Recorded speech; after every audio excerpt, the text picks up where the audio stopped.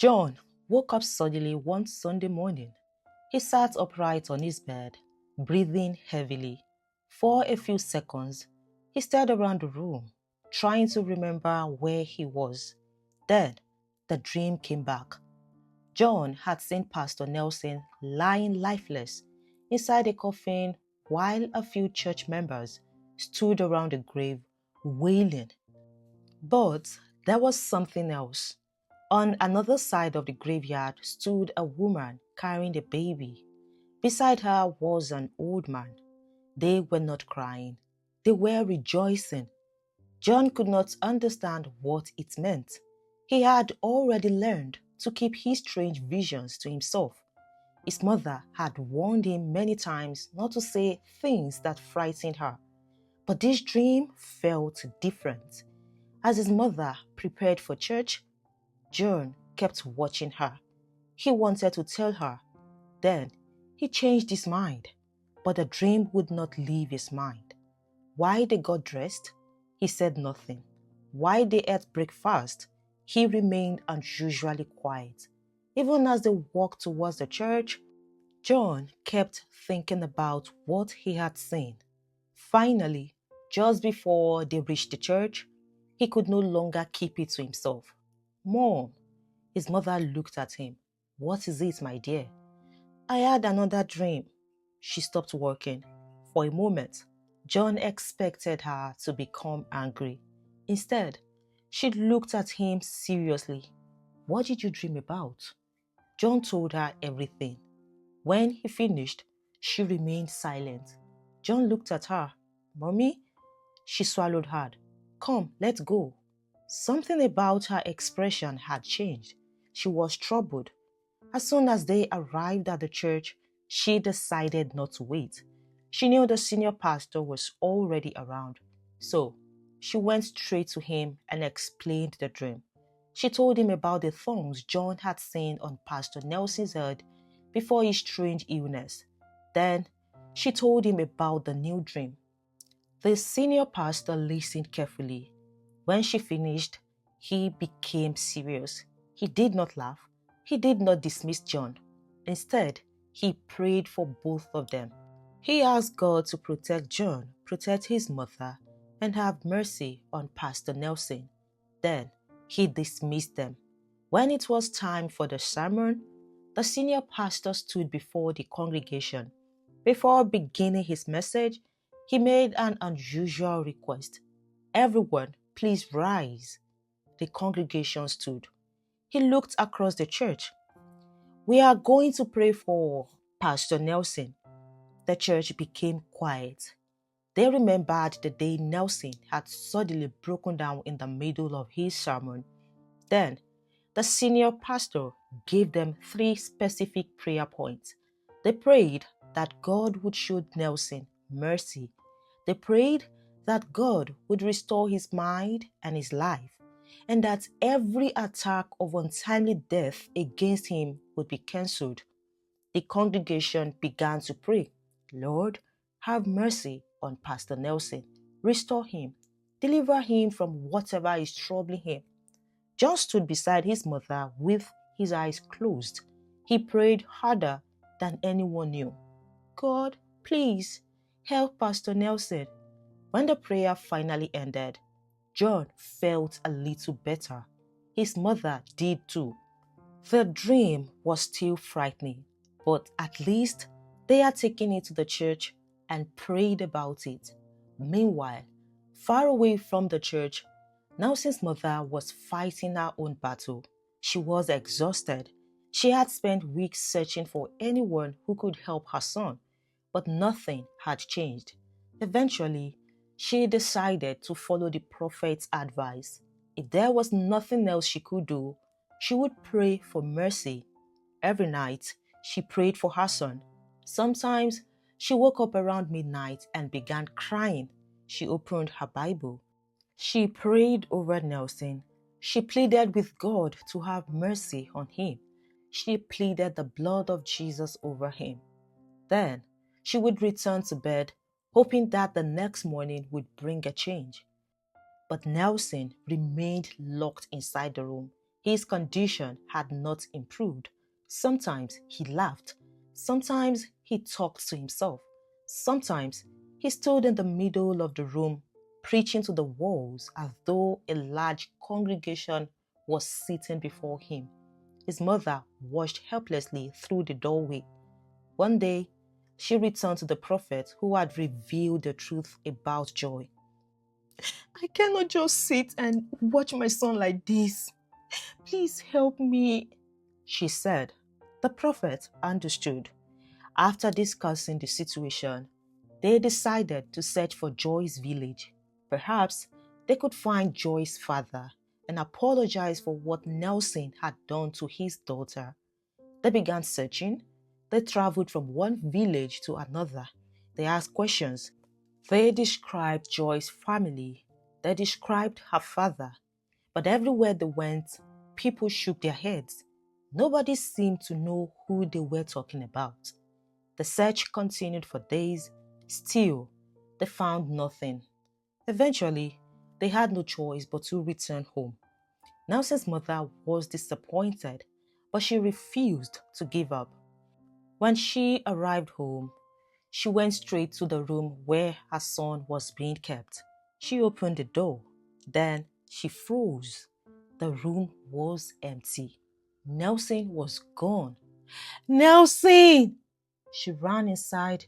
She checked every corner. Nothing. Then she noticed the window. It was open. Her heart dropped. Nelson? The family immediately began searching. They checked nearby houses. They searched the streets. They asked villagers, did anyone see Nelson?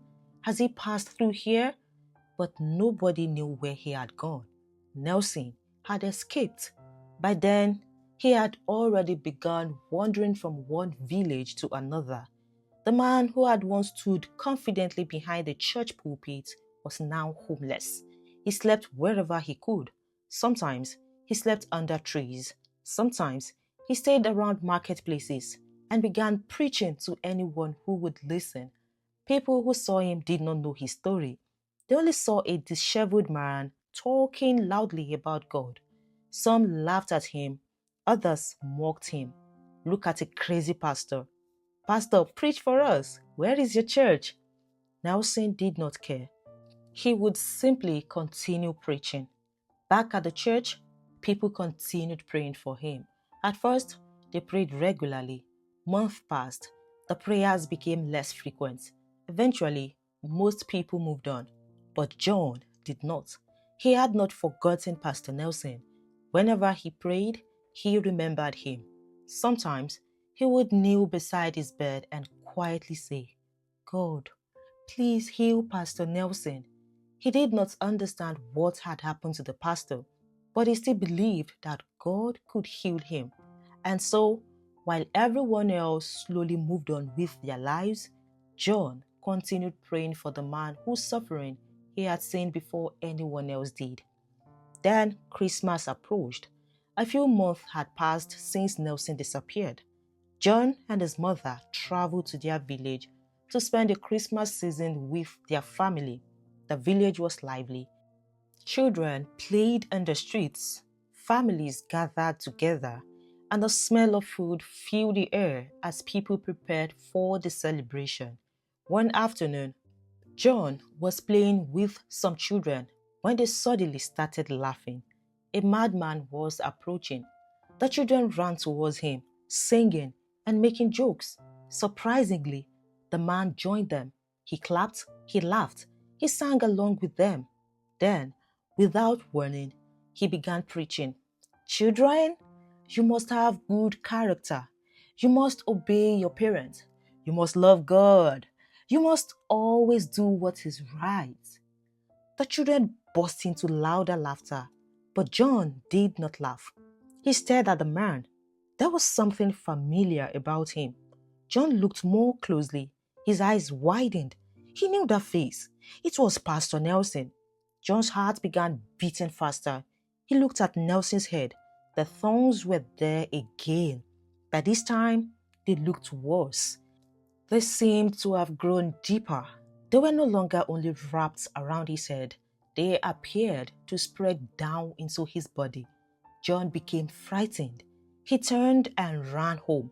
"Mommy!" His mother rushed outside. "What happened?"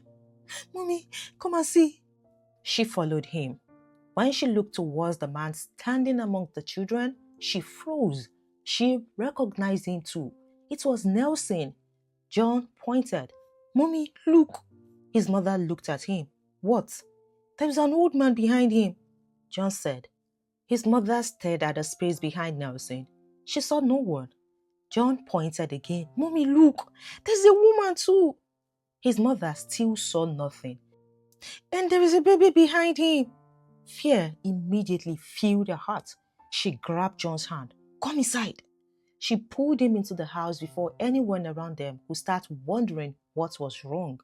Once they were inside, she looked at him seriously. "John, you must keep quiet. Whenever you see something, don't say anything. Do you understand?" John nodded. "Just pray about it," she added. His mother was afraid. She worried that if John continued pointing at things nobody else could see, people might begin to think that something was wrong with him also. So John kept quiet throughout their stay in the village. Whenever he saw Nelson, he saw strange things around him, but he remembered his mother's warning. He said nothing. Then came the day they were supposed to return to the city. John and his mother were preparing to leave when Nelson appeared again. He walked past them and sat on the ground nearby. He played with stones, he laughed to himself, he sang quietly. John watched him from a distance. Then, something inside him told him to go closer. He walked towards Nelson. Nelson didn't even notice him. John stood beside him for a moment. Then, he placed his hand on Nelson's shoulder. He closed his eyes and he began to pray. "God, please, help him. Please, make him well again." His mother suddenly looked back. "John, what are you doing?" She rushed towards him, intending to pull him away from Nelson. But before she could reach them, something happened. Nelson stopped laughing. He became completely still. Slowly, he looked up at John. For the first time in months, there was clarity in his eyes. He stared at the boy. Then, he looked around. His expression changed. He seemed confused. "Mommy, John." John's mother froze. She stared at him. Nelson looked around again. "What happened to me?" His voice was normal. The madness was gone. He began asking questions. "Where am I? What village is this? How long have I been here?" Within minutes, villagers gathered around them. They had seen Nelson wandering around their village for months, but they had never seen him behave like this. Now, he was suddenly speaking normally. "Where are you from?" one of them asked. Nelson mentioned the name of his village. It was about 2 villages away. The people looked at one another in amazement. News quickly spread through the village about what had just happened. Some people began praising John. "Is this boy a prophet? Did he heal him? God must be using this boy." But John said nothing. His mother simply held his hand. With the help of the villagers, they helped Nelson find his way back to his village. When Nelson's mother saw him, she screamed. She couldn't believe her eyes. Her son was standing before her. He was sane. She ran towards him and hugged him tightly. She cried, she laughed. Then she lifted her hands and thanked God. For months, she had prayed for this moment, and somehow it had finally come. Nelson stayed with his mother in the village for about 3 months. During that time, she cared for him and helped him regain his strength and confidence. As he became stronger, she finally told him everything that had happened while he was ill.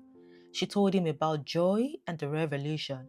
She also told him about Joy's father and what he had done after losing his only daughter. Nelson was devastated. For the first time, he understood how much pain his actions had caused. He admitted that when Joy told him she was pregnant, he became afraid. He wasn't ready to become a father. Instead of facing his responsibility, he ran away and he never returned. Nelson lowered his head. He knew there was no excuse for what he had done. After hearing everything, his mother insisted that they find Joy's father. So, Nelson traveled to the village with his mother and the prophet. When they finally saw the old man, Nelson could barely look at him. He walked towards him, then suddenly fell to his knees. "I am so sorry." The old man began to cry. He told Nelson how deeply Joy's death had affected him. She had been his only daughter. She had loved her dearly, and losing her had destroyed him. Nelson continued begging for forgiveness. "I was afraid. I ran away. I should have stayed." The old man listened through his tears. Forgiving Nelson was not easy. The pain had been there for years, but eventually he chose to let go of his anger. "I forgive you," he said. Nelson wept. The two men sat together for some time, both carrying the weight of what had happened. Eventually, Nelson, his mom, and the prophet returned to their village. After some months, Nelson returned to the city, but he was no longer the same man. He rededicated his life to Christ. He wanted to start over and live differently. However, he did not return as a pastor of the church. Someone else had already been appointed to replace him. Nelson understood. He had lost his position and he accepted it. One Sunday, he attended service for the first time. The moment people saw him, they were overjoyed. Members gathered around him. Some hugged him, others cried. They were simply grateful to see the man they had once thought they would never see again. This time, Nelson sat among the congregation. Later in the service, he was given an opportunity to speak. Nelson stood before the church and shared his testimony. He told them everything. He told them about Joy, about the choices he had made. Then he spoke about John. He explained how John had repeatedly warned him about the thorns he saw on his head, how he had laughed at the boy and assumed that he was simply hungry. Then he looked at John. "John, I laughed at you when you warned me. I thought you were just a little boy who didn't know what he was saying." He paused. "But God was trying to use you to warn me. I should never have ignored you." The church became quiet. Nelson then turned towards John's mother. "I am also very sorry for the way I treated you."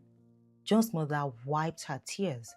He stepped down from where he was standing and knelt. "I am sorry, church. Please, pray for me." The church prayed for Nelson. From that day forward, Nelson continued worshiping in the church as an ordinary member. He became quieter, more humble, more careful about how he treated people, and he never forgot what happened to him. He never forgot the little boy who tried to warn him. The story became a lesson to everyone who knew it. Nelson learned that our actions have consequences. He also learned that we should take responsibility for our actions, especially when our choices affect the lives of other people. Never overlook someone because of their age. Never assume that a warning is meaningless simply because it comes from someone you consider insignificant. Because sometimes the people you least expect may be the one God uses to get your attention. And sometimes the warning you laugh at today may be the warning you desperately wish you had listened to tomorrow. I hope you enjoyed today's story. There is more to discover right here on your screen. Click to watch the next story now. I'll see you in the next one. Goodbye.